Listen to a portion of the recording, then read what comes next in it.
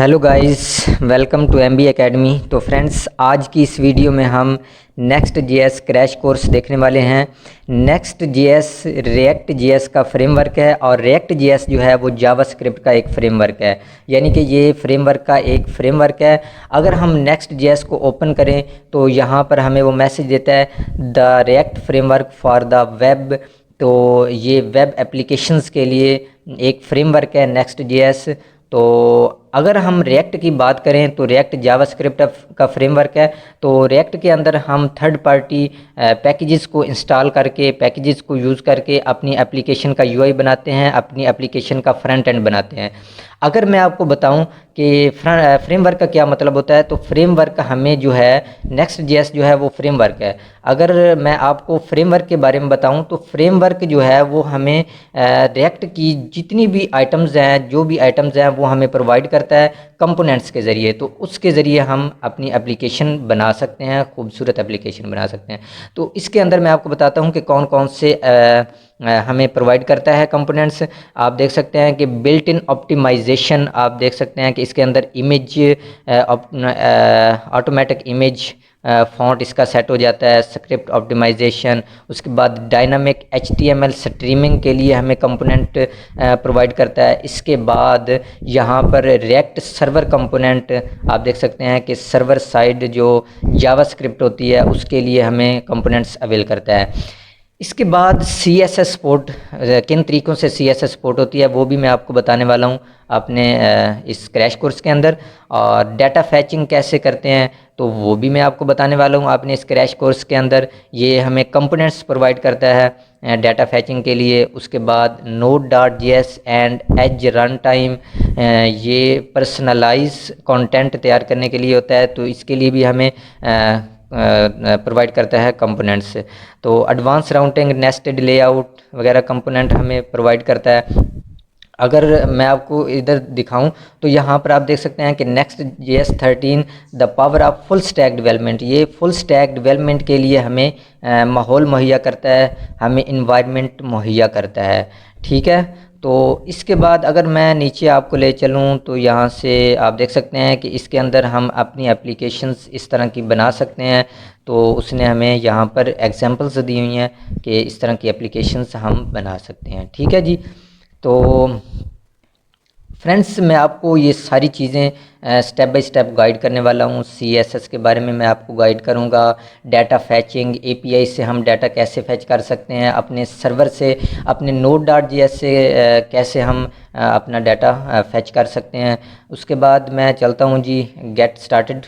और get started के अंदर इंस्टॉलेशन का तरीका आप देख सकते हैं कि यहाँ पर ये दी हुई है npx create next app command दी हुई है, इसको हम फॉलो करके कर सकते हैं।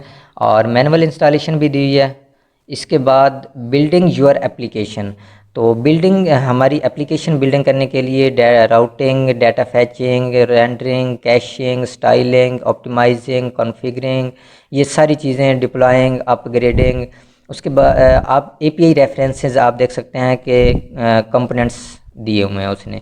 तो कंपोनेंट्स के ज़रिए हम अपनी एप्लीकेशन को बना सकते हैं, अपनी एप्लीकेशन कंप्लीट एप्लीकेशन बना सकते हैं, फुल स्टैक एप्लीकेशन। तो लेट्स गो स्टार्ट करते हैं। सबसे पहले मैं आपको इंस्टॉलेशन का तरीका बताऊंगा कि मैं अपना एक फ़ोल्डर ओपन किया मैंने, उसके अंदर गिट बैश ओपन कर लिया। यहाँ पर मैं लिखूँगा कोड डॉट, ठीक है, एंटर करेंगे। एंटर करने के बाद आप देख सकते हैं कि हमारा VS कोड ओपन हो गया है। इस VS कोड के अंदर आप देख सकते हैं कि न्यू टर्मिनल ओपन हो गया हमारा। तो इस टर्मिनल के अंदर हम कमांड देंगे जो मैंने आपको बताई है इंस्टॉलेशन के लिए। इन फाइलों को यहाँ से क्लोज़ कर देंगे। तो आप देख सकते हैं कि गेट स्टार्टेड, और यहाँ पर इंस्टॉलेशन पे आएंगे और ये टर्मिनल के अंदर दी हुई है कमांड। ठीक है जी, इस कमांड को मैं सिंपल कॉपी करूँगा, यहाँ से कॉपी करेंगे, कॉपी करके अपने VS कोड के अंदर यहाँ पर सिंपल इसके अंदर पेस्ट कर देंगे। एंटर करूँगा तो ये हमारी एप्लीकेशन जो है क्रिएट होना स्टार्ट हो जाएगी, डिफ़ॉल्ट एप्लीकेशन क्रिएट होना स्टार्ट हो जाएगी। नेक्स्ट, तो यहाँ पर वो हमें पूछ रहा है कि what is your project name. यहाँ पर मैं अपने प्रोजेक्ट का नेम दूंगा, आप कुछ भी दे सकते हैं। यहाँ पर मैं दे देता हूँ माई ऐप के नाम से।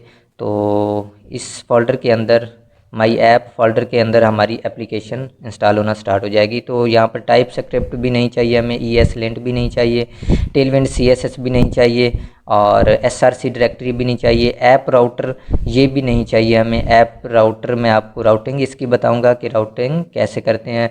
इसके बाद इंपोर्ट इलियास ये भी नो करेंगे, ठीक है।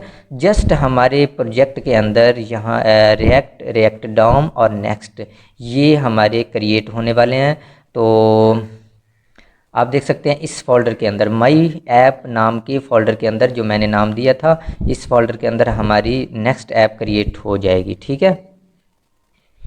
तो फ्रेंड्स आप देख सकते हैं कि हमारी माई ऐप फोल्डर के अंदर क्रिएट हो गई है नेक्स्ट JS जो है। तो यहाँ पर मैं अपने फ़ोल्डर के अंदर आऊँगा, अभी मैं अपने फ़ोल्डर के अंदर नहीं हूँ। मैं यहाँ पर CD माई ऐप लिखूँगा, एंटर करेंगे तो मैं अपनी फ़ोल्डर के अंदर आ गया, ठीक है।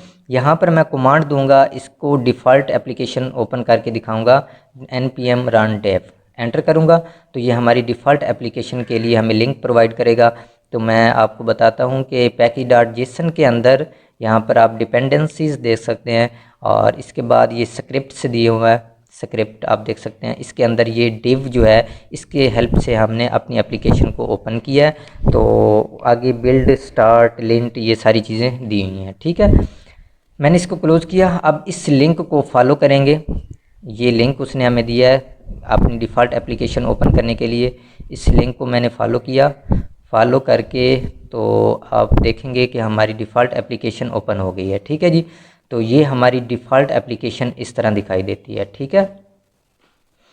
तो फ्रेंड्स मैंने आपको इसका इंस्टॉलेशन का तरीका बताया कि हम इसको कैसे इंस्टॉल कर सकते हैं। ये माई ऐप के अंदर हमारी ये सारी चीज़ें हैं। इसके बाद मैं इसका फ़ाइल स्ट्रक्चर आपको बताता हूँ कि .next के अंदर ये आप देख सकते हैं बिल्ड manifest.json package.json दी हुई है, और इसको हम नहीं छेड़ेंगे। और नोड मॉड्यूल्स के बारे में मैं आपको थोड़ा सा बता दूं कि यहाँ पर आप देख सकते हैं क्लाइंट ओनली, और ये कंपोनेंट्स का डाटा यहाँ पर दिया हुआ है, इनको हम नहीं कुछ कर सकते। तो ये आप देख सकते हैं कि सारे फोल्डर्स दिए हुए हैं। तो ये जो पेजेस नाम का फोल्डर है, इसके अंदर हमारी मेन फाइलें होती हैं। तो इनकी हेल्प से हम अपनी एप्लीकेशन बिल्ड करते हैं, इसके अंदर ही सब कुछ करते हैं हम, ठीक है जी। _app.js हमारी ग्लोबल CSS, इसके अंदर ही सिर्फ हम इंपोर्ट कर सकते हैं, और किसी फाइल के अंदर हम इसको इंपोर्ट नहीं कर सकते। स्टाइल्स है ग्लोबल CSS यहाँ पर दी हुई है, आप देख सकते हैं ये ग्लोबल CSS _app.js के अंदर जो इंपोर्ट की हुई है, ठीक है जी।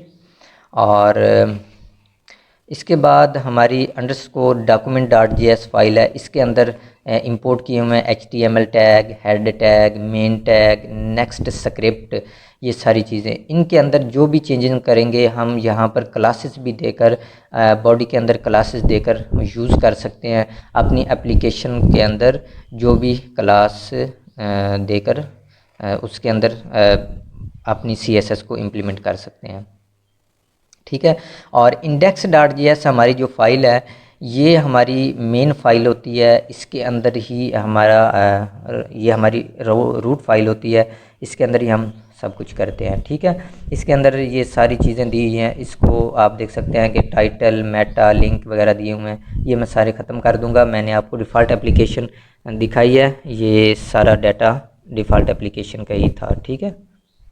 तो यहाँ से मैं ये मेन और हेड ये सारी चीज़ें ख़त्म कर देता हूँ, ठीक है। तो यहाँ पर इस एम्प्टी फ्रैगमेंट के अंदर मैं H1 टैग लिया मैंने। H1 टैग के अंदर मैं कुछ भी लिख लेता हूँ आपको जस्ट दिखाने के लिए। यहाँ पर मैं होम पेज लिख लेता हूँ, ठीक है जी। तो होम पेज लिखेंगे, यहाँ पर सेव करूँगा। सेव करने के बाद ये जो चीज़ें इंपोर्ट की हुई हैं और जो चीज़ें हमें चाहिए मैं यहाँ से ख़त्म कर देता हूँ, ठीक है जी। ये स्टाइल्स होम मॉड्यूल्स.css ये इंपोर्ट की हुई है, इसको भी मैं ख़त्म करता हूँ। और ये इंटर जो गूगल फॉन्ट लिया हुआ है ये भी मैं ख़त्म कर देता हूँ, ठीक है। तो फ्रेंड्स इनको मैंने ख़त्म कर दिया। अब आप देख सकते हैं कि होम पेज हमारा आ गया है जो मैंने H1 टैग के अंदर लिखा है। और ये जो कलर्स आ रहे हैं ये कलर ग्लोबल CSS की हेल्प से आ रहे हैं। तो ग्लोबल CSS के अंदर जितना भी हमारा डाटा, जितनी भी ग्लोबल CSS हमारी लिखी होती है, ये हमारे जितनी फाइलें पेजेस के अंदर होती हैं उनके ऊपर इम्प्लीमेंट हो जाती हैं। ठीक है, इसको मैं ख़त्म करूँगा। सेव करके आप देख सकते हैं कि अब हमारे सारे कलर्स ख़त्म हो गए हैं। ठीक है, तो इसके अंदर ये सारी जो जितनी भी हमारी पेजेस के अंदर फाइलें होती हैं इनके ऊपर ये इम्प्लीमेंट होती हैं। इसको मैं वापस ले लूँगा Ctrl+Z करके, तो अब आप देख सकते हैं कि ये हमारे कलर्स सारे आ गए हैं। तो ठीक है, यहाँ से मैं इसको होम डॉट मॉड्यूल्स CSS, ये मॉड्यूल CSS दी हुई है। यहाँ पर आप देख सकते हैं कि कंपोनेंट्स तैयार किए हुए हैं उसने। तो यहाँ पर इस तरह हम CSS अपनी इम्प्लीमेंट कर सकते हैं। तो ये भी मैं आपको बताने वाला हूँ, सारा तफसील से समझाऊँगा, तो आपने मेरे साथ रहना है एंड तक। ठीक है, ये फाइल स्ट्रक्चर मैंने आपको बताया है। इसके बाद यहाँ पर next dot config dot JS file है, इसके अंदर आप देख सकते हैं इंपोर्ट की हुई है नेक्स्ट, उसके अंदर डॉट नेक्स्ट कॉन्फिग दी हुई है, उसके अंदर फंक्शन बनाकर उसने हमें रिएक्ट स्ट्रिक्ट मोड दिया हुआ है। पैकी डॉट जेसन मैंने आपको पहले भी दिखा दिया है। पैकी डॉट जेसन के अंदर आप देख सकते हैं हमारी एप्लीकेशन का नाम होता है। अब नेक्स्ट JS का जो वर्जन है, जो रेगुलर चल रहा है, अभी चल रहा है, वो वाला दिया होता है। उसके अंदर स्क्रिप्ट देव दिया हुआ है, डिपेंडेंसीज़ दी हुई हैं। डिपेंडेंसीज़ के अंदर आप देख सकते हैं कि नेक्स्ट, रिएक्ट डॉम, ये सारी चीज़ें दी हुई हैं। ठीक है जी, तो उसके आगे ये वर्जन भी दिए हुए हैं, नेक्स्ट का वर्जन है, रिएक्ट का वर्जन है, रिएक्ट डॉम का वर्जन, ये सारी चीज़ें होती हैं। ठीक है जी, तो फ्रेंड्स आप देख सकते हैं कि अभी हमारी मैं इसको होम पेज का जो व्यू सोर्स पेज करके दिखाता हूँ, जो underscore document dot JS file है हमारी, उसके बारे में मैं आपको गाइड करता हूँ कि इसके अंदर ये ऑटोमेटिकली हमें जो नेक्स्ट JS है, हमें ये SEO हमारे एप्लीकेशन की करके देता है। ठीक है जी, तो मैं आपको बताता हूँ कि होम पेज हमें यहाँ पर दिया हुआ है उसने। अगर हम इस चीज़ को अपनी रिएक्ट एप्लीकेशन के अंदर देखें तो ये हमें नहीं देता, सिर्फ रूट देता है, रूट फाइल जस्ट वो हम देख सकते हैं उसके अंदर। तो ये ऑटोमेटिकली हमें ये चीज़ें प्रोवाइड करता है। तो होम पेज यहाँ पर मैंने आपको दिखाया। अगर मैं इसके अंदर शो मी लिखता हूँ, सिंपल शो मी मैंने लिखा है, तो इसको मैं यहाँ पर शो हो गया हमें होम पेज शो मी। इसको मैं व्यू पेज सोर्स करूँगा, तो इसके अंदर मैं आपको थोड़ा जूम करके दिखाता हूँ कि हमारा आ गया या नहीं। होम पेज शो मी ये आ गया। ठीक है जी, H1 के अंदर आप देख सकते हैं कि होम पेज शो मी आ गया हमारा। तो इस तरह हमारी एप्लीकेशन की जो SEO है हमें नहीं करनी पड़ती, ये ऑटोमेटिकली हमें SEO करके देती है नेक्स्ट एप्लीकेशन के अंदर जब हम एप्लीकेशन बना रहे होते हैं। तो ये सारी चीज़ें अब मैं आपको इसके अंदर ये पब्लिक के अंदर अंडरस्कोर डॉक्यूमेंट डॉट JS, ठीक है जी, मैंने अंडरस्कोर डॉट बॉडी के अंदर आप देख सकते हैं कि यहाँ पर मैं क्लास नेम देकर आपको दिखाता हूँ कि किस तरह हमारा वहाँ पे शो हो जाता है क्लास नेम। यहाँ पर मैं क्लास नेम शाहिद अली नाम दिया है, तो आप देख सकते हैं कि इसके अंदर मैं आऊँगा, एक व्यू सोर्स पेज करूँगा, व्यू पेज सोर्स। ठीक है, इसके अंदर मैं आपको दिखाता हूँ, थोड़ा जूम कर लेंगे, क्लास नेम हमारा किस तरह शो होता है। ठीक है, तो ये चंक्स भी इसके अंदर दिए हुए हैं चंक्स के ज़रिए। तो आप देख सकते हैं कि यहाँ पर ये बॉडी टैग के अंदर मैंने दिया ना था ना क्लास नेम, तो ये शो हो गया हमारा क्लास नेम शाहिद अली। कुछ भी दे सकते हैं, क्लास नेम देकर हम इम्प्लीमेंट कर सकते हैं, अपनी एप्लीकेशन को खूबसूरत भी बना सकते हैं, UI भी बना सकते हैं यूज़र, और चेंजिंग इसके अंदर कर सकते हैं हम। ठीक है, तो ये हमारी एप्लीकेशन के अंदर यूज़ हो जाएगी। ठीक है, तो फ्रेंड्स अब मैं आपको बताऊंगा कि इसकी राउटिंग हम कैसे कर सकते हैं। ठीक है, तो राउटिंग इसकी कैसे होती है ये सारा मैं आपको गाइड करता हूँ। यहाँ पर ये एम्प्टी फ्रैगमेंट को मैं ख़त्म करता हूँ, यहाँ पे मैं div के अंदर इसको रैप कर लेता हूँ। ठीक है जी, इसको कॉपी करके नीचे यहाँ पर फ्रैगमेंट ख़त्म कर देंगे, क्लोज फ्रैगमेंट यहाँ पर पेस्ट कर देंगे। ठीक है, तो शो मी मैं यहाँ से ख़त्म कर देता हूँ। ठीक है, शो मी मैंने ख़त्म कर दिया और ये हमारा एक फ़ाइल बन गई है। अब मैं पेजेस के अंदर एक न्यू फाइल क्रिएट करूँगा जिसका नाम मैं रख लेता हूँ about.js, about.js। ठीक है, इसके अंदर मैं index.js ये वाला कॉपी करूँगा, फंक्शन सारा कॉपी करके अपने about.js के अंदर पेस्ट कर दूँगा। यहाँ पर मैं इसको पेस्ट कर देता हूँ और इसके अंदर यहाँ पर मैं होम पेज की जगह लिख लेता हूँ अबाउट पेज। ठीक है, कुछ भी लिख सकते हैं आप, मैसेज ही लिखना है, जस्ट कोई भी लिख लें। यहाँ पर मैं अबाउट लिखूँगा क्योंकि हमने फ़ाइल का नाम अबाउट रखा है, तो यहाँ पर मैंने अबाउट लिख लिया। सेव करेंगे, सेव करने के बाद अब मैं यहाँ पर स्लैश लगाकर सॉरी लोकल होस्ट 3000 स्लैश लगाकर अबाउट लिखता हूँ, तो आप देख सकते हैं कि यहाँ पर हमारा अबाउट पेज आ गया। ठीक है, सिर्फ इतना सा काम है, सिंपल हमने स्लैश लेकर अबाउट करना है और एक न्यू फाइल बनानी है, तो हमारा ये राउटिंग काम करेगी। तो फ्रेंड्स ये आप देख सकते हैं अब होम पेज आ गया हमारा, और इसके बाद मैं अबाउट पेज करता हूँ तो अबाउट आ जाता है। तो अगर हम रिएक्ट की बात करें तो रिएक्ट के अंदर हमें काफ़ी कोड लिखना पड़ता था और थर्ड पार्टी पैकेज हमें इंस्टॉल करना पड़ता था, रिएक्ट राउटर डाउन। ठीक है, वो इंस्टॉल करके हमें इम्प्लीमेंट करनी पड़ती, अपनी राउटिंग करनी पड़ती थी। ठीक है, यहाँ पर हमें इस चीज़ की ज़रूरत नहीं है थर्ड पार्टी पैकेज की, सिर्फ हम स्लैश लगाकर अबाउट लिखते हैं तो अपने अबाउट पेज पे चले जाते हैं। तो ये आप सोचेंगे कि अबाउट पेज कस्टमर जो है हमारा, जो क्लाइंट है, वो तो हमारा स्लैश लेकर नहीं जा सकेगा, तो वो भी मैं आपको बताता हूँ उसका हल भी। यहाँ पर मैंने एक pen.js फाइल बनाई है, इसके अंदर मैंने अपना फंक्शन को पेस्ट कर दिया। ठीक है, और इसके अंदर मैं फाइल फंक्शन नेम रख देता हूँ जी पेन, और इसके अंदर मैं यहाँ पर h1 टैग के अंदर पेन पेज लिख लेता हूँ। पेस्ट करेंगे, सेव करेंगे। सेव करने के बाद मैं यहाँ पर लिखूँगा जी अबाउट की जगह पेन, सिंपल पेन लिखना है मैंने, तो एंटर करेंगे तो आप देख सकते हैं यहाँ पर मैं अब अपने पेन पेज के ऊपर आ चुका हूँ। ठीक है, तो अगर हम अबाउट पेज के सर्च करते हैं तो ये अबाउट पेज आ जाता है, पेन पेज सर्च करते हैं तो पेन पेज आ जाता है। तो इस तरह हमारी राउटिंग होती है। तो इसके बाद अब मैं इसके अंदर एक पेजेस के अंदर न्यू फोल्डर बनाता हूँ। ठीक है, इस फोल्डर के अंदर फाइलें मैं बनाता हूँ, तो वो हम किस तरह उसकी राउटिंग मैं आपको बताता हूँ कि कैसे करते हैं।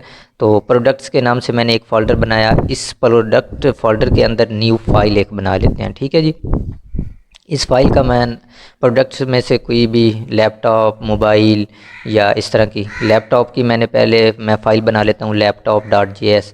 यहाँ पर मैं अपनी इस को फंक्शन को कॉपी करूँगा, कॉपी करके अपने laptop.js के अंदर सिंपल इसको पेस्ट कर दूँगा। ठीक है, मैंने पेस्ट किया, यहाँ पर लैपटॉप लिख दूँगा, लैपटॉप, और यहाँ पर लैपटॉप पेज कर देंगे। ठीक है, तो एल बड़ा कर देंगे, सेव करूँगा। सेव करने के बाद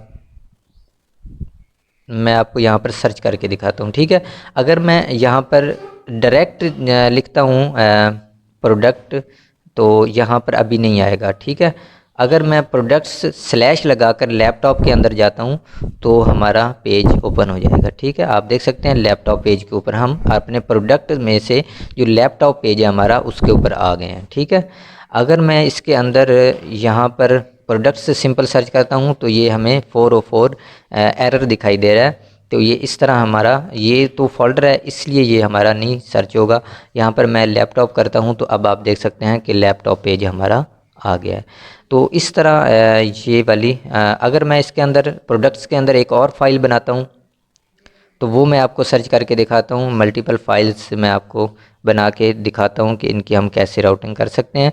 तो इसके अंदर भी मैंने इसको पेस्ट किया अपने फंक्शन को, और इसका नाम चेंज कर देते हैं मोबाइल, और यहाँ पर पेन की जगह मोबाइल पेज कर देंगे। ठीक है, मोबाइल पेज किया, सेव करेंगे। सेव करने के बाद मैं आपको दिखाता हूँ, यहाँ पर मैं लैपटॉप की जगह मोबाइल करूँगा, मोबाइल, और एंटर करेंगे तो ये आप देख सकते हैं मोबाइल पेज हमारा आ गया है। ठीक है, अगर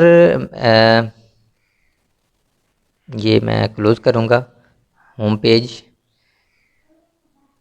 ठीक है, ये हमारा होम पेज आ जाएगा। ठीक है, अब हमारा होम पेज आ गया और इसके अंदर हम मल्टीपल फाइलें बना के इसकी राउटिंग इस तरह कर सकते हैं। अगर मैं इसके अंदर index.js फाइल बनाता हूँ, ये रूट फाइल होती है, तो इसके अंदर मैं पेस्ट करूँगा वो फंक्शन। ठीक है, वो फंक्शन पेस्ट करके मैं यहाँ पर लिख लेता हूँ, यहाँ पर इंडेक्स पेज, और यहाँ पर मैं लिख लेता हूँ इंडेक्स। अपनी फ़ाइल का नाम इंडेक्स रखेंगे और यहाँ पर मैंने होम रखा हुआ है, तो यहाँ पर इस इंडेक्स फाइल के अंदर मैं रख लूँगा जी इंडेक्स। इंडेक्स्ड पेज है तो यहाँ पर मैं लिख लूँगा इंडेक्स। ठीक है जी, इंडेक्स मैंने लिख लिया। सेव करेंगे। सेव करने के बाद अब मैं इसको दिखाता हूँ कि इसको हम कैसे सर्च कर सकते हैं। ये प्रोडक्ट पेज के ऊपर हमारा आ जाएगी ये फ़ाइल। ठीक है, इंडेक्स मैंने सर्च किया है तो ये नहीं आया। अगर मैं यहाँ पर प्रोडक्ट सर्च करता हूँ, प्रोडक्ट्स, ठीक है, ये मैंने प्रोडक्ट्स किया है, तो अब आप देख सकते हैं इंडेक्स पेज हमारा आ गया है। तो इस तरह इंडेक्स पेज, इंडेक्स जो फाइल होती है हमारी, उसके अंदर हमारी जो फोल्डर आता है, फोल्डर का नेम होता है, उसके अंदर हमारी ये रूट फाइल आ जाती है। ठीक है, अगर मैं इसके अंदर लैपटॉप, मोबाइल ये सर्च करता जाऊं तो ये एरर देगा। ठीक है, सिंपल हमने प्रोडक्ट्स के अंदर से लैपटॉप सर्च करूंगा या मोबाइल सर्च करूंगा तो ये हमारा डाटा अवेल करेगा। ठीक है, आप देख सकते हैं मोबाइल मैंने सर्च किया है तो मोबाइल आ गया है प्रोडक्ट से। अगर मैं सिंपल प्रोडक्ट से सर्च करता हूँ तो वो हमारी इंडेक्स फाइल देगा। ठीक है, तो इस तरह हमारी इंडेक्स फाइल इसके अंदर काम करती है। ठीक है जी, हमारे फोल्डर्स के अंदर index.js। तो अब मैं इसको यहाँ पर, यहाँ तक हमारा हो गया। इस तरह हम इसकी राउटिंग कर सकते हैं फ्रेंड्स। यहाँ पर हमें रिएक्ट राउटर की ज़रूरत नहीं पड़ती। लिख तो हम, आपको पता ही है, जस्ट हम रिएक्ट ही लिख रहे हैं। ठीक है, तो रिएक्ट के अंदर हमें थर्ड पार्टी पैकेजेस को इंस्टॉल करके इसकी राउटिंग करनी पड़ती है, और यहाँ पर हमें उस चीज़ की ज़रूरत नहीं है। जस्ट हम अपनी फ़ाइल बनाते हैं और स्लैश लगाकर सर्च करते हैं। अगर मैं आपको यहाँ पर बताता हूँ कि हमारा जो क्लाइंट है वो ये तो नहीं सर्च करेगा कि हमारे स्लैश लगाकर अबाउट पेज पे तो नहीं जा सकता, लैपटॉप, मोबाइल स्लैश लगाकर नहीं जा सकता। तो उसके लिए मैं आपको बताता हूँ, एक लिंक टैग हमें प्रोवाइड करता है, कंपोनेंट प्रोवाइड करता है नेक्स्ट.js। ठीक है, इसके अंदर मैंने href लेना है। ठीक है, href लिया मैंने, यहाँ पर सिंपल रूट फाइल के लिए स्लैश लगाई है। ठीक है, और a टैग लिया है। इस a टैग के अंदर हम क्लास नेम भी दे सकते हैं, और क्लास नेम इसको खूबसूरत बनाने के लिए दे सकते हैं, CSS लिखने के लिए। ठीक है जी, तो इसके अंदर मैं होम लिखूँगा, a टैग के अंदर होम, और ठीक है, इसको कॉपी करके नीचे पेस्ट कर दूँगा, पेस्ट कर दूँगा। और इसके अंदर मैं एक और पेस्ट करके यहाँ पर होम की जगह अबाउट कर लेंगे, और स्लैश के आगे भी अबाउट करेंगे। ठीक है, तो यहाँ पर इसको मैं बना लेता हूँ जी प्रोडक्ट। ठीक है, एक होम और अबाउट प्रोडक्ट। यहाँ पर मैं लिख लूँगा अबाउट, और यहाँ पर मैं लिख लूँगा जी प्रोडक्ट।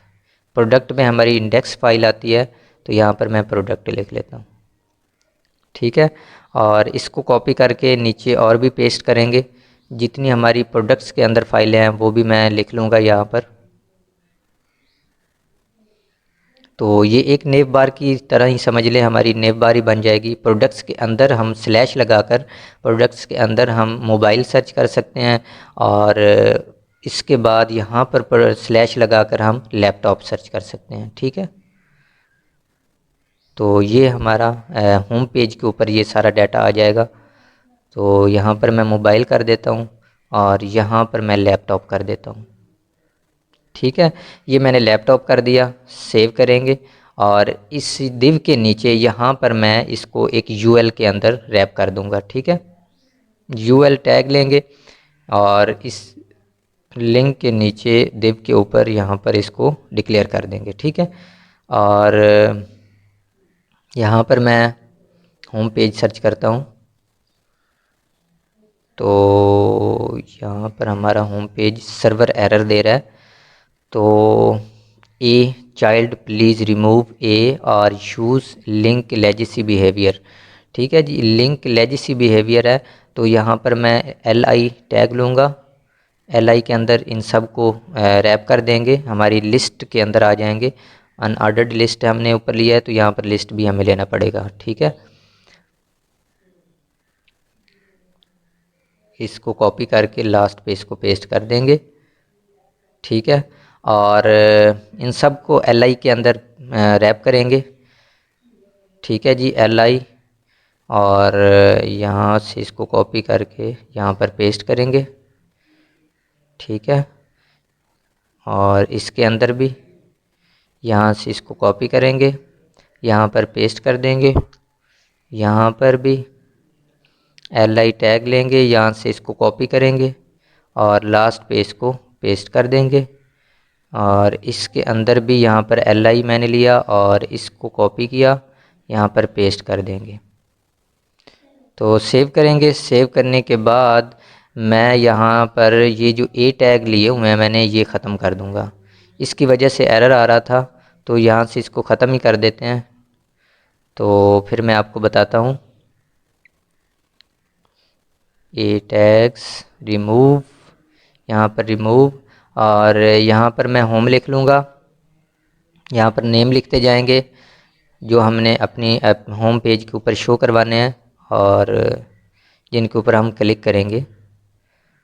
इंडेक्स, और यहाँ पर मोबाइल, और नीचे M बड़ा करेंगे, नीचे यहाँ पर लैपटॉप ले लेंगे, लैपटॉप। ठीक है, सेव करेंगे। सेव करने के बाद आप देख सकते हैं कि ये हमारी लिस्ट बन गई है। होम के ऊपर जाएंगे तो होम आ जाएगा। अबाउट के अंदर गए हैं तो आप देख सकते हैं स्लैश अबाउट आ गया ऊपर हमारा। तो मोबाइल के अंदर जाते हैं तो प्रोडक्ट्स के अंदर मोबाइल के ऊपर हम चले जाते हैं। ठीक है, slash product slash mobile. Index के अंदर जाते हैं तो सिर्फ प्रोडक्ट आ रहा है हमारा। और अगर मैं लैपटॉप के अंदर जाता हूँ तो स्लैश लैपटॉप आ जाता है प्रोडक्ट्स के अंदर से। ठीक है, तो इस तरह हमें हर पेज के ऊपर रिटर्न होना पड़ता है, पेज के ऊपर रिटर्न करना पड़ता है, पीछे जाना पड़ता है। तो ये भी एक चीज़ अच्छी नहीं है। तो उसके लिए मैं इसको कॉपी करूँगा। ठीक है, अपने UL को तो अपनी ये सारी फ़ाइलों के अंदर यहाँ पर पेस्ट करते जाएंगे। ये प्रोडक्ट फ़ाइल के अंदर मैंने पेस्ट कर दिया। सेव करेंगे। उसके बाद अबाउट के अंदर यहाँ पर मैं पेस्ट कर दूँगा। ठीक है, सेव करेंगे। इसके बाद अपनी यहाँ पर फाइलें पेन के अंदर आऊँगा कि H1 के नीचे मैं यहाँ पर पेस्ट कर दूँगा। ठीक है, और इसके बाद ये पेन के अंदर भी हो गया। अब मैं आपको लैपटॉप के अंदर, ठीक है, लैपटॉप के अंदर भी मैंने सेव कर दिया और इंडेक्स के अंदर कर दिया। मोबाइल पेज के अंदर भी इसको पेस्ट कर दिया। ठीक है, ये सब पेजेस के अंदर मैंने इसको पेस्ट कर दिया। तो यहाँ पर हमारा पेन पेज नहीं आ रहा तो ये अभी एरर आ रहा है। इसको क्यों एरर आ रहा है चेक कर लेते हैं। ये हमारा बिल्कुल सही है। इसको हमने लिंक टैग को इंपोर्ट नहीं किया हुआ। ठीक है जी, हमारा लिंक कंपोनेंट इंपोर्ट नहीं हुआ इसलिए सारे एरर आ रहे हैं। तो इसके अंदर मैं लिंक सब के अंदर कॉपी करके यहाँ पर पेस्ट करता जाता हूँ। सेव करेंगे। इस मोबाइल फ़ाइल के अंदर भी मैं इसको पेस्ट करके सेव कर दूँगा और सेव करेंगे। अबाउट के अंदर भी यहाँ पर मैं इसको पेस्ट करूँगा और सेव करेंगे। ठीक है, पेन के अंदर भी, पेन हमने उधर दिया हुआ तो नहीं है फाइल, बट इसके अंदर मैं पेस्ट कर देता हूँ, एरर ख़त्म हो जाएगा हमारा। तो अब मैं यहाँ पर लैपटॉप के अंदर आऊँगा, इसके अंदर भी पेस्ट कर देंगे। ठीक है, यहाँ पर भी मैंने इसको पेस्ट कर दिया। सेव करेंगे। सेव करने के बाद अब मैं आपको दिखाता हूँ, इसको रिफ़्रेश करेंगे। होम के ऊपर जाएंगे तो आप देख सकते हैं अबाउट के ऊपर मैंने क्लिक किया, अबाउट आ गया। मोबाइल के ऊपर क्लिक किया, इंडेक्स, तो ये सारी चीज़ें, लैपटॉप, ये सारी चीज़ें हमारी बिल्कुल। तो आप देख सकते हैं एक और चीज़ भी आप देख सकते हैं कि हमारी फ़ाइल जो है लोड नहीं हो रही। ठीक है, तो ये इसका बहुत अच्छा फ़ीचर है। रिएक्ट के अंदर भी हमारा ये फ़ीचर ऐड होता है। रिएक्ट के अंदर भी हम अपने जिस फाइल के ऊपर जिस चीज़ के अंदर जाते हैं तो वो हमारे लोडिंग नहीं लेती, ठीक है। तो इसके अंदर भी बिल्कुल उसी तरह, उससे भी बल्कि बेहतर ये हमें चीज़ प्रोवाइड कर रही है कि इसके अंदर हम नहीं कर सकते। इसके अंदर हमें बिल्कुल लोडिंग की ज़रूरत नहीं पड़ती, ठीक है जी। तो मैंने इसके अंदर पेन ऐड कर दिया है होम पेज के अंदर, आप देख सकते हैं। ये पेन पेज के अंदर अभी एरर आ रहा है, तो ये क्यों एरर आ रहा है, यहाँ पर पी बड़ा करना है हमने। पेन का जो है प्रोडक्ट्स के अंदर भी नहीं है, ये जस्ट हमने स्लैश पेन करना है, ठीक है। तो अभी मैं चेक कर लेता हूँ, अब हमारा पेन नहीं, अभी भी एरर आ रहा है। तो यहाँ पर जो मैंने लिंक दिया हुआ है href के आगे /p इसका बड़ा करना है, ये वाला, ठीक है। सेव करेंगे। सेव करने के बाद आप देख सकते हैं अब मैं पेन के अंदर क्लिक किया है तो पेन पेज हमारा ओपन हो गया, ठीक है। इसके अंदर बाकी पेजेस आ रहे हैं लेकिन ये वाला पेज नहीं आ रहा। तो इस तरह हम अपनी एप्लीकेशन की राउटिंग बहुत ही आसान अच्छी तरीके से कर सकते हैं फ्रेंड्स।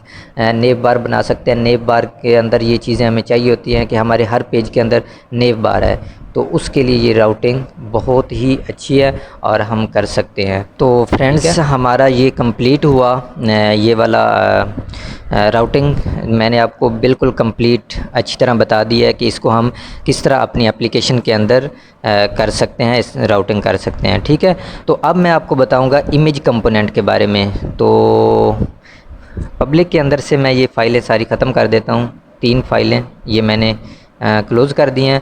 तो अब मैं यहाँ इस पब्लिक फ़ोल्डर के अंदर एक न्यू फ़ोल्डर बनाऊँगा इमेजेस के नाम से, ठीक है जी। इमेजेस के नाम से मैंने एक फ़ोल्डर बना लेता हूँ, यहाँ पर नाम लिख लेते हैं जी इमेजेस, ठीक है। इस फ़ोल्डर के अंदर मैं एक पिक्चर ऐड कर लेता हूँ और फिर मैं आपको बताता हूँ इमेज कंपोनेंट की इमेज हमारी किस तरह इम्प्लीमेंट होती है, इसके क्या क्या फ़ीचर होते हैं और इसके क्या क्या हमें फ़ायदे होते हैं इसके Next.js के अंदर, ठीक है जी। तो ये वाली पिक्चर मैंने एक ली और यहाँ पर मैं अपने इस पब्लिक इमेजेस फ़ोल्डर के अंदर रख ली, ठीक है। और बिल्कुल सिंपल तरीका है, इतना मुश्किल नहीं है, मैं आपको बताता हूँ। आपने बाकी सारी फाइलें मैंने क्लोज़ कर दी हैं और ये भी रहने देते हैं। इसके अंदर नीचे यहाँ पर मैं इमेज ले लूँगा टैग, ठीक है जी। ये कंपोनेंट प्रोवाइड करता है हमें Next.js की तरफ से, आप देख सकते हैं नेक्स्ट इमेज, ठीक है। ये ऊपर इंपोर्ट भी हो गया हमारा, import image from next image, ठीक है। इसको सेल्फ क्लोज़ करेंगे, सेल्फ क्लोज़ करना पड़ता है इसको। और इसके अंदर हम जैसे सिंपल इमेज कंपोनेंट्स के ज़रिए src देते हैं, यहाँ पर भी हमने src देना है और करली ब्रेसेस की बजाय हमने कॉमास लगाने हैं। और इस src के अंदर हम अपनी पिक्चर इंपोर्ट कर लेंगे, रख लेंगे डबल कॉमा यहाँ पर स्लैश पब्लिक के अंदर, और पब्लिक के अंदर से इमेजेस के अंदर से हमने coffee.jpg हमारी फ़ाइल का नाम है, आप देख सकते हैं coffee.jpg। तो ये हमने फ़ाइल ले ली है और इसके अंदर हमें हाइट और विड्थ सेट करवाना होता है या इसका लेआउट सेट करवाना होता है। तो यहाँ पर मैं इसकी हाइट और विड्थ सही सेट कर देता हूँ। यहाँ पर इसकी हाइट दे देते हैं 500 पिक्सल, सॉरी 500 अकेला लिखेंगे, और विड्थ इसकी भी मैं 500 कर दूँगा, ठीक है। हाइट और विड्थ मैंने दी है और सेव करके मैं आपको दिखाता हूँ कि हमारी इमेज जो है ये पब्लिक के अंदर नहीं, सिंपल हमने इमेजेस और coffee.jpg लिखना है। तो हमारी पिक्चर आ गई है, आप देख सकते हैं कि कितनी एवसम खूबसूरत हमारी पिक्चर लग रही है, ठीक है फ्रेंड्स। अगर मैं इसकी हाइट और विड्थ कम करता हूँ तो आप देखेंगे हमारी पिक्चर छोटी हो जाएगी। सेव करेंगे तो ये आप देख सकते हैं हमारी पिक्चर का साइज़ छोटा हो गया है। तो मैं इसको बताता हूँ कि इसका साइज़ किस तरह हमारा एप्लीकेशन नेक्स्ट के अंदर जब हम यूज़ कर रहे होते हैं तो किस तरह चेंज होता है। तो मैं यहाँ पर इसका साइज़ दिखाता हूँ जो मैंने अपने फ़ोल्डर के अंदर रखी हुई है। तो आप देख सकते हैं कि इसका साइज़ ऊपर 233 KB है, याद रखने आपने 233 KB यहाँ पर साइज़ हमारा आ रहा है, ठीक है। तो अगर मैं अपनी इसके अंदर इंस्पेक्ट करके आपको दिखाता हूँ एप्लीकेशन के अंदर, यहाँ पर मैं आपको इंस्पेक्ट करके इसका साइज़ दिखाऊँ तो यहाँ पर मैं नेटवर्क के अंदर जाऊँगा। नेटवर्क के अंदर मैं इसको रिफ़्रेश करूँगा तो ये हमारी नीचे रेंडर हो रही होगी पिक्चर। नीचे आएंगे, इसको ऊपर कर लूँगा और ये हमारी पिक्चर रेंडर हो रही है, ठीक है। ये वाली, ठीक है, ये हमारी पिक्चर रेंडर हो रही है। इस पिक्चर का अब मैं आपको अगर साइज़ दिखाऊं, दोबारा रिफ़्रेश किया है मैंने तो ये लास्ट पे होनी चाहिए, हाँ लास्ट पे आ गई है, ठीक है। अब मैं इसका साइज़ आपको बताऊं तो इसका साइज़ यहाँ पर अलग होगा और जो फोल्डर के अंदर मैंने दिखाया है वो अलग साइज़ था, ठीक है। तो ये इस तरह हमारी इमेज की ऑप्टिमाइजेशन होती है। मैं इसको थोड़ा ऊपर करूँगा ताकि आपको दिखाई दे अच्छी तरह। इसको ऊपर करेंगे, ठीक है, नेटवर्क के अंदर। और यहाँ पर अब मैं दिखाऊंगा कि इसका साइज़ ये 230B और इसके अंदर लास्ट पे आप देख सकते हैं कि रिसोर्स साइज़ 26.7 KB आ रहा है, ठीक है। वहाँ पर 233 KB आ रहा था, अब हमारा साइज़ जो कम होकर 26.7 KB आ गया, ठीक है। तो इस तरह हमारी इमेज जो कंपोनेंट है नेक्स्ट के अंदर, ये हमारी इमेज को ऑप्टिमाइज़ करके इसका साइज़ जो है वो कम कर देता है और जितना साइज़ इसका हमें चाहिए होता है वो हमें हमारी एप्लीकेशन के ऊपर रेंडर करके दे देता है, ठीक है। तो ये हमारा इसको मैं क्लोज़ करूँगा इस फोल्डर को और इसको भी मैं क्लोज़ कर देता हूँ, ठीक है। ये हमारा इमेज कंपोनेंट था, मैंने इमेज के बारे में बताया। अब इसका और एक फ़ीचर मैं आपको बताता हूँ नेक्स्ट एप्लीकेशन का। इसके अंदर मैं एक पैराग्राफ एंटर किया, ठीक है। इसके अंदर एक बार फिर इसको एंटर कर लेते हैं, मैं आपको जस्ट समझाने के लिए कर रहा हूँ। तो जितनी बड़ी हमारी एप्लीकेशन, जितने बड़ा हमारा पेज होगा उसके अंदर हमारी चीज़ें कैसे रेंडर होती हैं ये चीज़ें मैं आपको सारी बताता हूँ। तो ये 3 पैराग्राफ बड़े बड़े मैंने अपनी इसके अंदर ऐड कर दिए हैं VS कोड के अंदर। इसको मैं सेव करूँगा, सेव करके मैं आपको बताता हूँ कि यहाँ पर आएंगे, ये हमारी इमेज रेंडर हो रही है। अभी इसको मैं रिफ़्रेश करूँगा तो अभी आप देख सकते हैं कि हमारी इमेज रेंडर नहीं हो रही, ठीक है। यहाँ पर आप देख सकते हैं बिल्कुल हमारी इमेज रेंडर नहीं हो रही। अगर मैं इसको ऊपर करता हूँ तो अब आप देख सकते हैं कि हमारी इमेज अब आके रेंडर हुई है, ठीक है। इतनी फास्ट ये हमारी इमेज और नीचे एप्लीकेशन रेंडर हो जाती है, ठीक है। तो अभी आप देख सकते हैं कि हमारी इमेज रेंडर नहीं हो रही, ठीक है। मैं दोबारा आपको दिखा रहा हूँ ताकि आपको यकीन रहे। अभी मैंने थोड़ा सा उसको ऊपर किया है तो हमारी इमेज अब रेंडर हुई है, ठीक है। तो इसकी मैं डिवाइस छोटी करता हूँ, मीडियम डिवाइस पे मैं आपको चेक करवाता हूँ कि इसको दोबारा रिफ़्रेश करेंगे। इसको मैं ऊपर करके फिर रिफ़्रेश करूँगा, ठीक है। अभी आप देख सकते हैं कि हमारी इमेज रेंडर नहीं हुई, ठीक है, बिल्कुल रेंडर नहीं। इसको मैं ऊपर करूँगा ऐसा ऐसा, तो अब आप देख सकते हैं जब हम हाफ के आते हैं नीचे तो तब हमारी इमेज जो है वो रेंडर हो जाती है, ठीक है। तो इसकी ये फास्टेज जो है वो काफ़ी हैवी है, इसकी ऑप्टिमाइजेशन, इसकी जो ये स्पीड है बहुत हैवी है फ्रेंड्स। तो हम जैसे जैसे अपनी इमेज के अंदर आते हैं नीचे, ये हमें रेंडर चीज़ें करके देता जाता है। तो ये बहुत अच्छा फ़ीचर है इसका, ऑटोमेटिकली ये ऐड होता है। रिएक्ट के अंदर हमें ये चीज़ नहीं मिलती, ठीक है। अब मैं चलता हूँ जी इसके अंदर, यहाँ पर मैं आपको बताऊँगा इमेज बताया मैंने, इसकी फास्टेज बताया, इसका तरीका बताया कि हम कैसे अपनी एप्लीकेशन को कर सकते हैं। अब मैं इसकी CSS बताऊंगा कि इसके अंदर हम CSS कैसे ऐड कर सकते हैं, अपनी CSS के कौन कौन से तरीके हैं और कैसे कैसे हम ऐड कर सकते हैं। सबसे पहले मैंने एक H2 टैग लिया है, ठीक है। इस H2 के अंदर कुछ भी लिख सकते हैं। मैं यहाँ पर लिख लेता हूँ जी, यहाँ पर लिख लेते हैं जी, इसके अंदर मैं welcome to my YouTube channel, ठीक है। Welcome to my YouTube channel मैंने यहाँ पर लिखा H2 के अंदर। और इसका ये स्टाइल तरीका है, ये स्टाइल्स के ज़रिए हम यहाँ पर इसके अंदर ऐड कर सकते हैं जेसन के ज़रिए, ठीक है। ये JSX और JSX मैंने लिया, यहाँ पर करली ब्रेसेस ली, करली ब्रेसेस के अंदर ब्रैकेट्स हमने लेनी है, ठीक है। तो इसके अंदर मैं अब अपना CSS ऐड कर सकता हूँ, अपनी CSS क्लासेस। तो मैं आपको यहाँ पर ये H2 टैग जो मैंने लिया है इसको मैंने सिर्फ करना है। तो H2 जो मैंने यहाँ पर आईडी लिया है, H2 के अंदर मैं यहाँ पर कलर दे देता हूँ इसका ग्रीन। ठीक है जी, ग्रीन कलर मैंने दिया है इसके अंदर और सेव करेंगे। सेव करने के बाद तो ये हमारा ग्रीन कलर नहीं आया, यहाँ पर हमने कॉमा गलत लगाया है, ये वाला लगाना था। सेव करेंगे। सेव करने के बाद अब आप देख सकते हैं हमारा कलर इम्प्लीमेंट हो गया है। Welcome to my YouTube channel. तो इस तरह हम अपने कलर वगैरह इसके अंदर और भी चीज़ें ऐड कर सकते हैं। इसका कलर मैं रेड करके आपको दिखाता हूँ, तो ये रेड भी हो गया हमारा कलर। ठीक है, और अब इस रेड की जगह मैं ग्रीन ही कर देता हूँ, इसको ग्रीन किया मैंने तो ये ग्रीन हो गया। ठीक है, इस तरह हम इसके स्टाइल JSX के ज़रिए हम अपनी कर सकते हैं, इसकी CSS इम्प्लीमेंट कर सकते हैं। अगर मैं इसके अंदर बैकग्राउंड कलर देता हूँ, यहाँ पर बैकग्राउंड कलर इसका मैं येलो कर देता हूँ। सेव करेंगे। सेव करने के बाद मैं आपको दिखाता हूँ ये हमारा बैकग्राउंड कलर भी आ गया।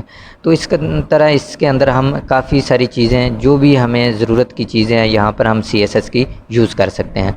अब मैं एक और तरीका बताता हूँ। यहाँ पर मैंने H4 टैग लिया, ग्लोबल CSS को हम कैसे यूज़ कर सकते हैं, उसके क्या क्या फ़ीचर्स हैं और क्या क्या चीज़ें हैं।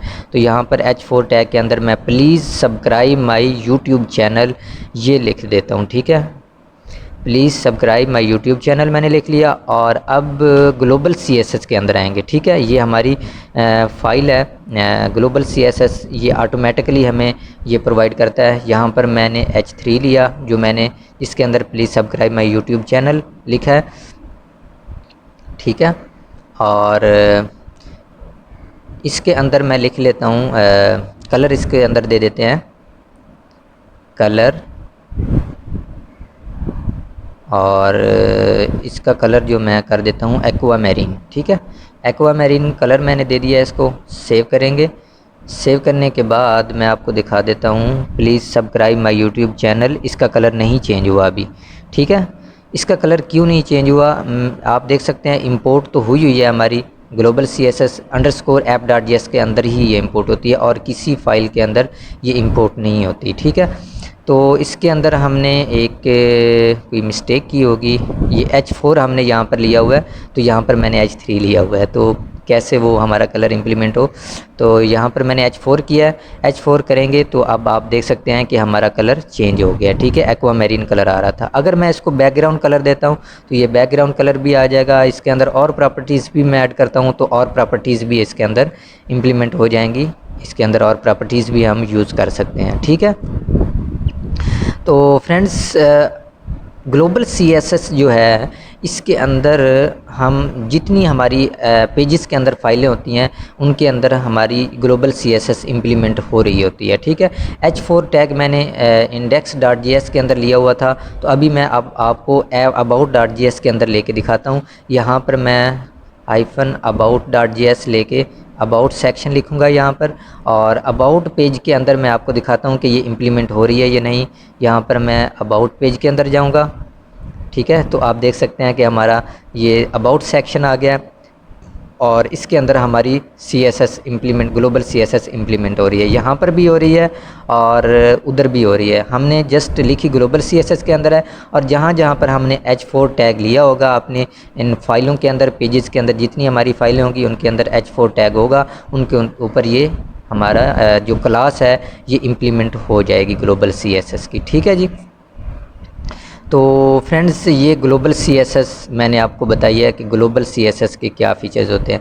अब मैं आपको home.module.css मॉड्यूल CSS के बारे में बताता हूँ कि मॉड्यूल CSS के क्या फ़ीचर्स होते हैं, क्या फ़ायदे होते हैं। तो डॉट रेड मैं यहाँ पर एक क्लास ले लेता हूँ। यहाँ पर ये कलर मैंने ले लिया डॉट रेड, और कर्ली ब्रेसेस के अंदर मैं यहाँ पर लिख लूँगा जी कलर, इसको दे देते हैं जी ये ब्राउन कलर दे देते हैं। ठीक है, ऊपर मैंने रेड दिया हुआ है तो इसको हमने यूज़ करना है। तो मैं यहाँ पर index.js के अंदर आऊँगा, यहाँ पर H1 टैग लूँगा एक।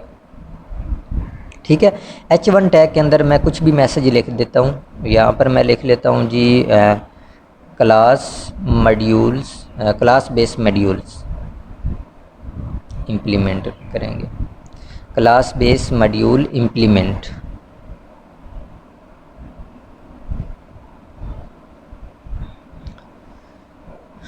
ठीक है जी, ये मैंने लिख लिया।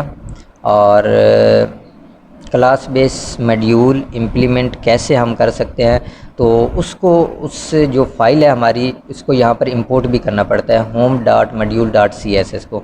यहाँ पर मैं कुछ भी नाम लिख देता हूँ, इंपोर्ट करने के लिए मॉड्यूल लिख देता हूँ, आप कुछ भी नाम लिख सकते हैं। तो यहाँ पर मैं मॉड्यूल फ्राम करेंगे __ स्टाइल्स के अंदर हमारी जो फाइल है home.module.css, ये हमने इंपोर्ट किया। मैंने इंपोर्ट करने के बाद अपने h1 टैग के अंदर आऊँगा, यहाँ पर क्लास नेम लेना पड़ता है हमें। ठीक है जी, क्लास नेम करली ब्रेसेस लेनी है। करली ब्रेसेस के अंदर ये जो मैंने क्लास दिया है .red, ठीक है, इसको मैं यूज़ करूँगा। जो मैंने ऊपर इंडेक्स के अंदर इंपोर्ट किया है मॉड्यूल नाम से, ये वाले, इसको मैं कॉपी कर लेता हूँ। कॉपी करके इस करली ब्रेसेस के अंदर मॉड्यूल डॉट, यहाँ पर लिखेंगे रेड, जो मैंने home.module के अंदर दी हुई है, यहाँ पर रेड कर देंगे। सेव करूँगा। सेव करने के बाद आप देख सकते हैं हमारा क्लास बेस मॉड्यूल इम्प्लीमेंट जो मैसेज दिया हुआ है उसका कलर रेड आ रहा है, ब्राउन आ रहा है, सॉरी, जो ब्राउन कलर मैं home.module के अंदर दिया है। ठीक है, तो इसके अंदर हम और क्लासेस भी, अगर मैं इस क्लास का नेम चेंज करता हूँ, यहाँ पर मैं सिर्फ येलो कर देता हूँ, और यहाँ पर मैं इस कलर को भी चेंज कर देता हूँ, कोई भी कलर चॉइस कर लेते हैं, यहाँ से ग्रीन कलर को चॉइस कर लेते हैं। क्लास मैंने येलो दी है, लेकिन इसके अंदर मैं कलर और दिया है। ये तब हमें ज़रूरत पड़ती है मॉड्यूल्स की, जब हम अपनी एप्लीकेशन बना रहे होते हैं, मल्टीपल कलर्स हमने यूज़ करने होते हैं अपनी एप्लीकेशन के अंदर, मल्टीपल मैसेज होते हैं, उनके ऊपर हमने एक ही कलर यूज़ करना होता है। तो हम यहाँ पर क्लास बना लेते हैं और अपनी एप्लीकेशन के ऊपर इम्प्लीमेंट करते रहते हैं। तो आप देख सकते हैं ये हमारा ग्रीन कलर भी आ गया है। ठीक है, और बैकग्राउंड कलर मैं आपको दे के दिखाता हूँ। इसके अंदर यहाँ पर मैंने ब्लू कलर कर दिया है, ब्लू वेलेट।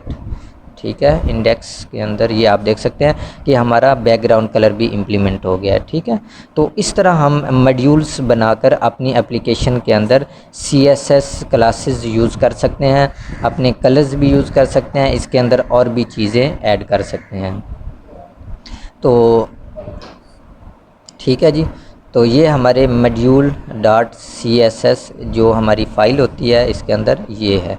ठीक है, अब मैं आपको बताता हूँ हेड के बारे में। ठीक है जी, तो टाइटल हम इसका कैसे, अपनी एप्लीकेशन का टाइटल कैसे चेंज कर सकते हैं, तो टाइटल के बारे में मैं आपको बताता हूँ। हेड कंपोनेंट मैंने इंपोर्ट किया, हेड के अंदर मैं यहाँ पर ले लेता हूँ टाइटल टैग। ठीक है, इस हेड के अंदर ही लेना है, अगर हेड के बाहर लेंगे तो ये हमारा जो टाइटल है ये इम्प्लीमेंट नहीं होगा। ठीक है, तो हेड के अंदर मैंने टाइटल लिया, इस टाइटल को मैं होम पेज है तो मैं होम पेज कर देता हूँ। ठीक है, सेव करेंगे। सेव करने के बाद अब आप देख सकते हैं कि ऊपर हमारा होम आ रहा है। ठीक है, अगर मैं यहाँ से होम ख़त्म कर देता हूँ, इसको मैं कमेंट आउट करता हूँ, कमेंट आउट करूँगा तो मैं आपको दिखाता हूँ कि अब लोकल होस्ट 3000 आ रहा है जस्ट।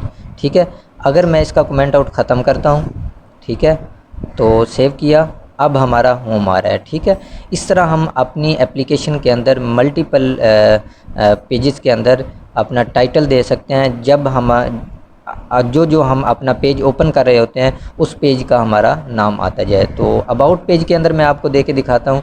ये हेड को मैंने किया, यहाँ पर इसको इंपोर्ट कर लेंगे हेड, और ये इंपोर्ट कर लिया मैंने। सेव करेंगे तो अबाउट, होम के ऊपर क्लिक किया तो होम आ रहा है, अबाउट के ऊपर क्लिक किया है तो भी होम आ रहा है, लेकिन हमारा पेज चेंज हो गया है। तो मैं आपको दिखाता हूँ, यहाँ पर हमने होम ही लिखा हुआ है टाइटल के अंदर। यहाँ पर मैं अबाउट करूँगा, अबाउट किया, सेव करेंगे। सेव करने के बाद अब आप देख सकते हैं हमारा अबाउट आ गया है। होम के ऊपर क्लिक करेंगे तो होम आ जाता है, अबाउट के ऊपर क्लिक करेंगे तो अबाउट आ जाता है।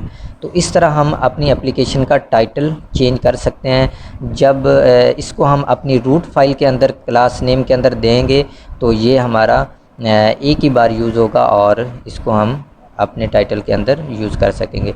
अब मैं मोबाइल के अंदर दे के दिखाता हूँ आपको। ये मोबाइल मैंने लिख दिया, यहाँ पर इसको इंपोर्ट भी कर लेंगे मोबाइल फाइल के अंदर, हेड, ठीक है, इंपोर्ट कर लिया मैंने। सेव करेंगे।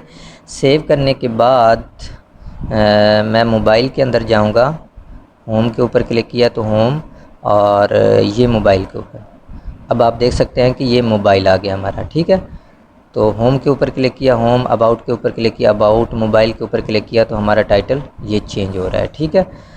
तो फ्रेंड्स यहाँ तक हमारा कंप्लीट हुआ। मैंने आपको CSS के बारे में बताया कि किन तरीक़ों से हम CSS इम्प्लीमेंट कर सकते हैं, इमेज कंपोनेंट के बारे में बताया, हेड कंपोनेंट के बारे में बताया, ये सारी चीज़ें हमने कर ली हैं। तो अब मैंने एक न्यू प्रोजेक्ट इंस्टॉल किया है, क्रिएट किया है नेक्स्ट। तो उसके अंदर जाएंगे, यहाँ पर माई ऐप 1 के नाम से मैंने एक प्रोजेक्ट न्यू क्रिएट किया है। ये हमारा ऊपर वाला पुराना प्रोजेक्ट है, इसको मैंने क्लोज़ कर दिया। इसके अंदर आऊँगा मैं, index.js हमारी मेन फाइल है, इसके अंदर से जो चीज़ें रिमूव करनी है वो मैं रिमूव करूँगा, और मैं सर्वर को बंद करूँगा।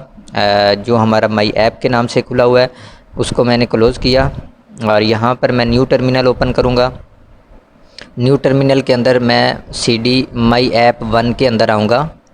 माई ऐप 1 के अंदर आया, और जो मैंने न्यू अपनी नेक्स्ट जेएस क्रिएट की है उसके अंदर, तो npm रन डेव करूँगा। तो मैं इसकी डिफ़ॉल्ट एप्लीकेशन ओपन करके आपको दिखा देता हूँ, ठीक है जी।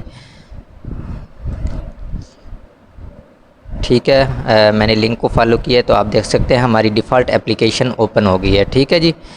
तो अब हम स्टैटिक जनरेशन के बारे में देखेंगे, मैं आपको बताऊंगा स्टैटिक जनरेशन के बारे में। तो सबसे पहले मैं इसका सेटअप कर लेता हूं। इसको ग्लोबल CSS ख़त्म कर देते हैं, यहाँ से मॉड्यूल CSS भी ख़त्म कर देते हैं, ठीक है। और इसके अंदर पब्लिक के अंदर से ये फ़ाइलें सारी डिलीट कर देते हैं, हमारा खाली खाली प्रोजेक्ट लगे, अच्छा लगे। ये इन चीज़ों की हमें ज़रूरत नहीं है। वर्सल SVG भी मैं ख़त्म कर दूँगा, ठीक है। और पब्लिक हमारा फ़ोल्डर खाली हो गया।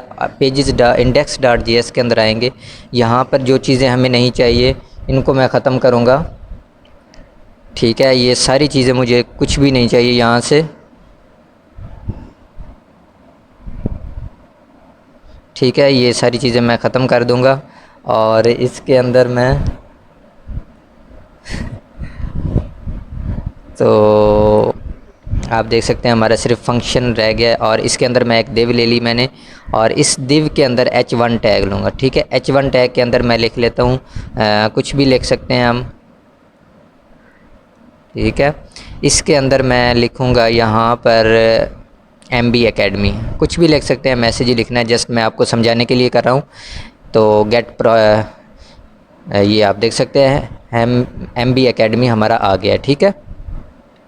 तो मैं इसको इन फाइलों को ऊपर से क्लोज़ कर दूंगा, ठीक है। और index.js हमारी फ़ाइल यहाँ पर रहेगी बस। तो गेट स्टैटिक प्रॉप्स के बारे में आपको बताता हूँ, ठीक है। यहाँ पर मैं गेट स्टैटिक प्रॉप्स लिखूँगा, ठीक है, गेट स्टैटिक प्रॉप्स, ठीक है।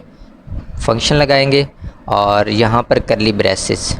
गेट स्टैटिक प्रॉप्स जो है, इनके अंदर हमारा एक स्टैटिक डाटा रखा जाता है, जो कि हमें हमारी API के अंदर से स्टैटिक डाटा हमें मिल जाता है, ठीक है। ये डाटा सिंपल हमें बैकएंड पे नहीं जाना पड़ता। हमारा जो क्लाइंट है, जो यूज़र है, वो हमारा सर्वर की तरफ हमारी रिक्वेस्ट नहीं जाती। जस्ट एक स्टैटिक डाटा होता है, ऑलरेडी दिया होता है डाटा, उस डाटा से हमें डाटा रिसीव होता है। अगर उस डाटा के अंदर हमारा डाटा नहीं पड़ा, अगर उस डाटा के अंदर हमने डाटा हमारा चेंज कर दिया है, तो वो फिर हमारा डाटा नहीं इम्प्लीमेंट होगा। तो इस तरह हमने गेट स्टैटिक प्रॉप्स लिया, और इसके अंदर मैं यहाँ पर const response is equal to await लिखूँगा। अवेट और async फंक्शन के ज़रिए हम इसको कर सकते हैं, फैच करते हैं अपना डाटा।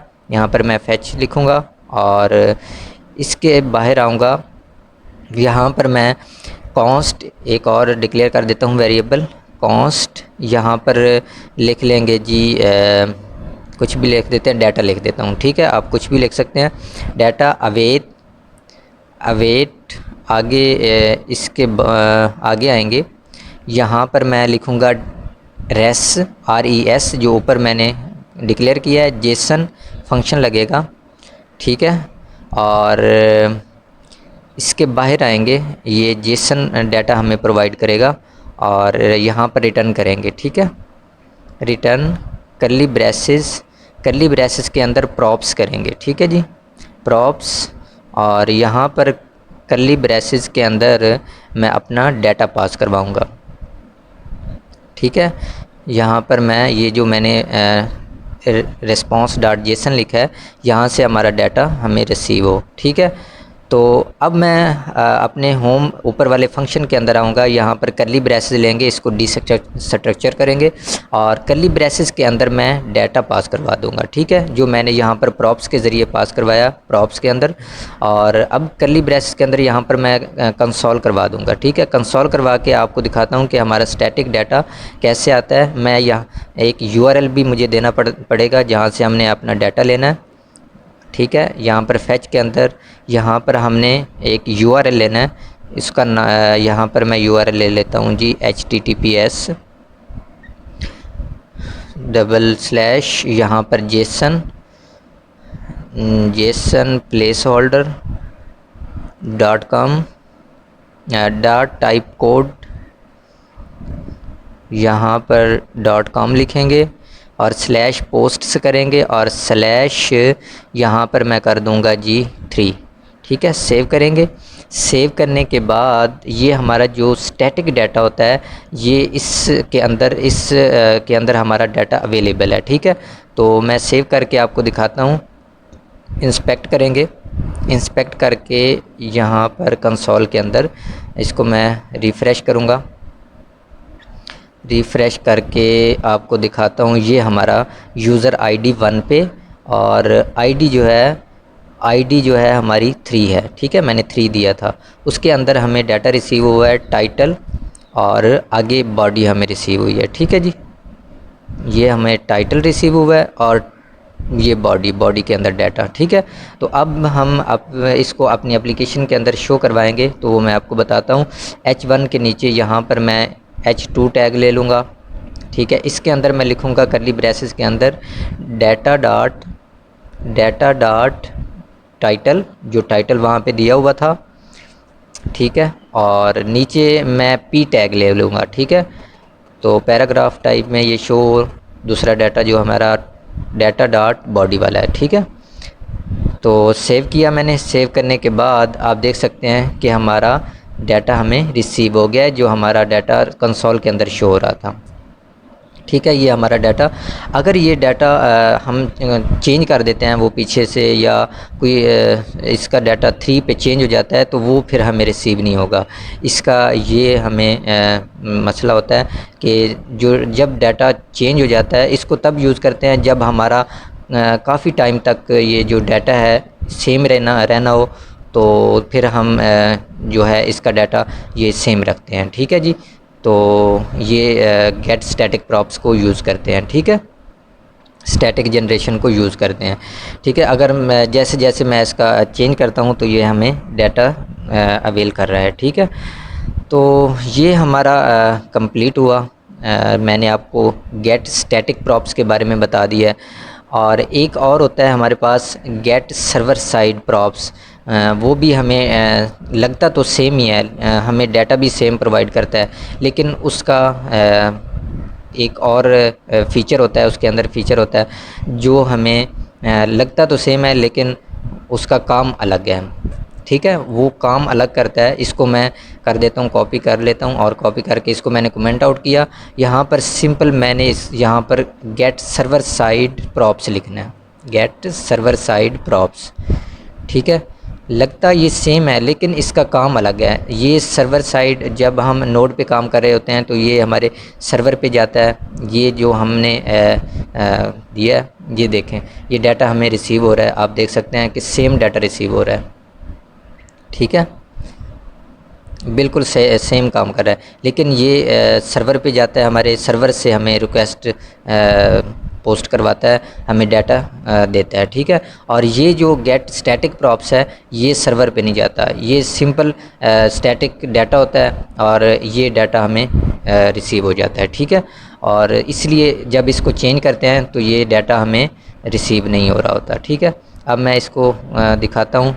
ऊपर भी 6 है, यहाँ पर भी 6 है। इसको सेव करेंगे तो आप देख सकते हैं कि ये क्लाइंट एंड सर्वर साइड में डाटा रिसीव होता है। ठीक है, तो आप देख सकते हैं यहाँ पर ये मैं 7 करूँगा तो अब हमारा डाटा चेंज हो गया। ठीक है, तो इस तरह ऊपर वाला भी काम करता है कि ऊपर भी जब जब हम चेंज करते हैं उसकी जो रिक्वेस्ट है हमारी, जब यूज़र रिक्वेस्ट भेजेगा तो वो सर्वर पे जाके पोस्ट होगी, सर्वर हमें रिक्वेस्ट भेजेगा, आंसर करेगा।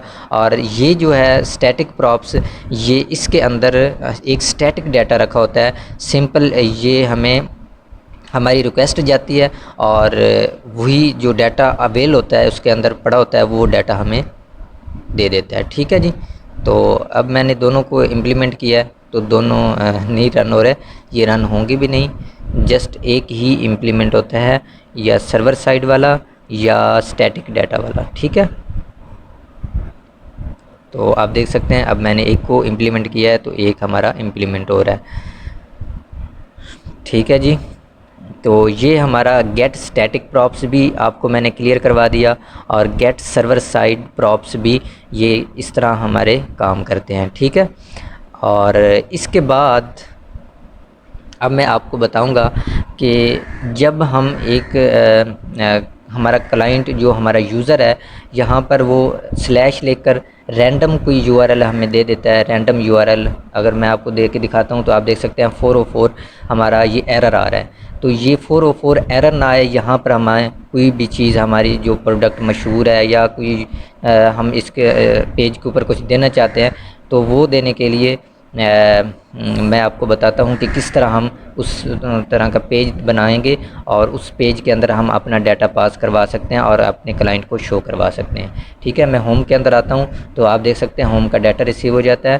तो मैं पेजेस के अंदर आऊँगा, यहाँ पर एक न्यू फाइल क्रिएट करूँगा और फाइल का नाम हमने एक बड़ी ब्रैकेट के अंदर लेना है। ठीक है, ये मैंने बड़ी ब्रैकेट्स ली हैं, ओपन और क्लोज़, इसके अंदर मैंने id.js सिंपल ये लिखा है। ठीक है, और उसके अंदर मैं यहाँ से ये डाटा कॉपी करूँगा, सिंपल ये फंक्शन कॉपी करके और इसके अंदर पेस्ट कर दूँगा। ठीक है, और यहाँ पर ये प्रॉप्स जो पास करवाए हुए हैं डाटा वगैरह तो ये मैं डिलीट कर दूँगा, कंसोल भी ख़त्म कर देता हूँ और इस p टैग और h2 टैग को भी ख़त्म कर देता हूँ। और h1 के अंदर मैं यहाँ पर मैसेज पास करवा देता हूँ, यहाँ पर कुछ भी लिख देंगे, welcome to my YouTube channel लिख देते हैं या कुछ भी।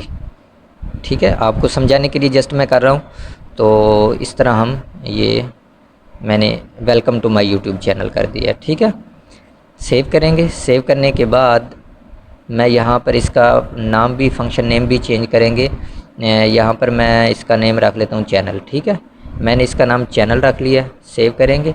सेव करने के बाद अब मैं आपको दिखाता हूँ कि ये हमारा यूआरएल कैसा एक स्टैटिक एक रैंडम यूआरएल जनरेट कर देता है हमें। तो यहाँ पर आप देख सकते हैं कि welcome to my YouTube channel, मैंने कुछ भी लिखा है, अपनी फ़ाइल का नाम भी नहीं लिखा तो आप देख सकते हैं हमें हमारा डाटा रिसीव हो रहा है। ठीक है, तो अब मैं इसको कॉपी करूँगा, कॉपी करके मैं आपको दिखाता हूँ कि इस फाइल के अंदर हम गेट स्टैटिक प्रॉप्स या गेट सर्वर साइड प्रॉप्स ये यूज़ कर सकते हैं या नहीं।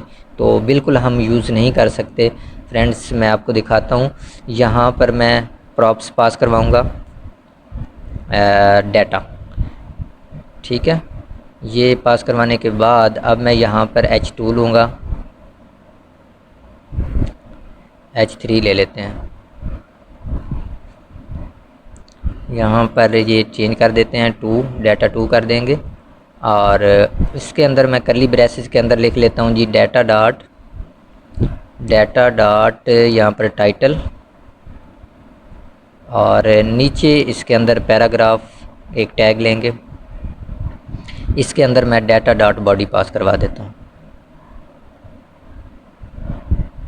ठीक है जी, सेव करेंगे, सेव करने के बाद आप देख सकते हैं कि अनहैंडल्ड रन टाइम एरर आ रहा है, और सर्वर एरर भी ये दे सकता है हमें।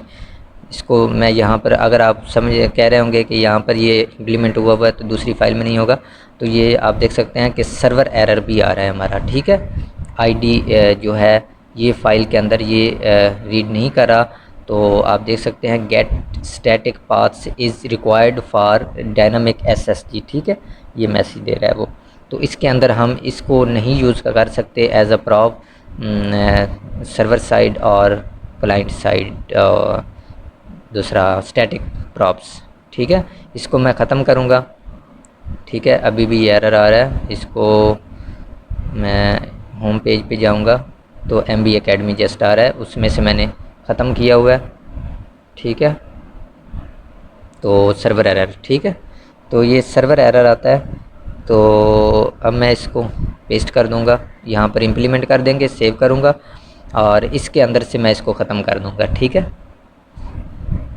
इनको भी ख़त्म कर देते हैं और ये डाटा को भी ख़त्म कर देते हैं। सेव करूँगा, सेव करने के बाद अब आप देख सकते हैं कि welcome to my YouTube channel. Random हमारा जो भी URL है, रैंडम URL के साथ हमारा welcome to my YouTube channel और MB Academy, ये मैंने सेव नहीं किया था तो ये शो हो जाना चाहिए।